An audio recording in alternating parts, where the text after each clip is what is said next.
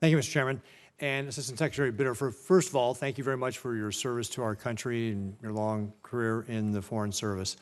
And I want you to know that I walked into this committee hearing sympathetic because I ran a business that experienced rapid growth and had to address customer needs. And I know it's a challenge. You've got to bring on people, and I'm glad to hear that you're trying to get hired up as well. But that's not going to solve your problem. You need to address the system that you've got in place to be able to do that. Right now, do you have a backlog? I was given information that you've got a backlog of about 3 million passports. Is that accurate? Waiting to be processed, we may have slightly less than that now. Slightly less than 3 million to passport. I can tell you again, just sharing the experience in Nebraska, that a few years ago, it was a couple a month that we would get asked for help, I'm told, in the Senate office. My caseworker now is saying we're getting 5 or 6 a day. And so I know that, for example, when you're not in a timely manner, that actually adds to your work. You need to address the systems, and I'm looking at some information I was given here that a recent State Department Inspector General report found that Consular Affairs did not effectively manage its responsibilities related to passport IT modernization activities, and that interdepartment planning lacked project management processes, timelines, and milestones for key implementation decisions. And you just told us you don't even have a goal that you're trying to reach to be able to get to about whether it's 2 weeks, 3 weeks, 4 weeks, down from your 10 to 13 weeks. Again, I've run large organizations, including most recently the state of Nebraska. If you don't set a goal, you are not going to get there. You have to set a goal first so that you can work backwards. Remember, we all have heard it. Start with the end in mind. Secretary Bitter, you've got to start with a goal first.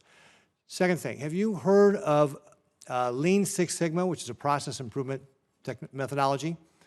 I would strongly recommend, I don't see it in your background, but get somebody on board who understands Lean Six Sigma. At the state of Nebraska, we successfully implemented that. We did like 900 projects, 900,000 hours of saving our teammates' time, but basically it reduces the steps. So for example, when we were doing an air construction permit, it was 110 steps long. We cut it down to 22, and we cut the time down from 190 days down to 65 days. It sounds like when I listen to the problems you have, if you implement something like Lean Six Sigma, you will be able to help address some of these issues. And it gets back to, again, just making sure that you're setting goals and benchmarking it. One of the things I believe that the previous administration did is that they released the number of pending passport applications and updated that figure weekly. Are you doing that? Are you releasing your backlog and updating that weekly? Releasing publicly, sir? Yeah. I'm not aware that we are. Would you be willing to consider then? Would you commit to releasing that number so we can, again, getting back to the chairman's point, help track where you are doing with regard to your progress?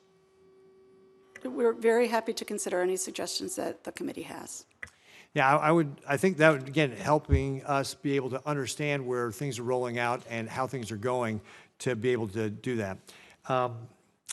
I also wanted to hit upon 2 other topics, and I know I've only got a limited amount of time. First of all, with regard to what Senator Romney was saying, again, Nebraska, the nearest office, if you're driving, is Minneapolis or Chicago. It's at least a 6-hour drive. We just had a father and a young daughter having to drive there, so anything we can do to kind of mitigate that. Kansas City, I would love Omaha, but anything like that if you can do it. And then you talked about the your decline in the consular service revenue. And I believe that you've requested a statutory change in authorities, but you haven't documented the analysis to support these requests. And as a result, I guess my question is, why is the State Department unwilling to apply the GAO's recommendation to perform and share the analysis with policymakers so we're able to understand the impacts before taking legislative action? Again, my concern is if you're going to change something in statute without providing a business case, that we're going to have unintended consequences. Is there a reason why the State Department hasn't wanted to follow the GAO's recommendation with regard to coming back with this? Thank you, Senator. There's a lot to unpack there, so please let me know if I'll dive in and you let me know if there's things that you need for me to address specifically. I want to just back up on a couple of things, and I'll start actually with our request for for expanded spending authorities, which I think is one of the things that you've referred to. When the pandemic hit and we lost 60 or 50 rather percent of our revenue overnight, the Congress came to our rescue with appropriations. The other thing that it came to our rescue with was expanded spending authorities, which allowed us to move money, to move our resources to where challenges were emerging for us, just to more flexibly use the revenue that we had. And I'll give you an example of how we were able to use that, which is we were able to use increases in passport fees because we're completely fee-driven. We were able to use increases in passport demand to be able to hire overseas adjudicators for our visa work, which is not something that we would have been able to do before. Those authorities expire year to year and need to be renewed. And what we're seeking is for them to be made permanent so that we're better able to plan along the lines of the challenges that we've had that you've identified with respect to IT and hiring. We want to be able to have a more secure year-to-year ability to plan for those big items, and expanded spending authorities will allow us to do that. I can see that you want to jump in. Yeah, no, my time's up, so I'm going to interrupt you here and just say, if you're going to want to make these changes, I can't support anything without a plan, and that's where I think that, again, the GAO recommended a develop a plan. Something about the cost model output is sufficient for the purpose. Again, just making sure we're lining up what you're charging for what the costs are going to be, so we don't overcharge people.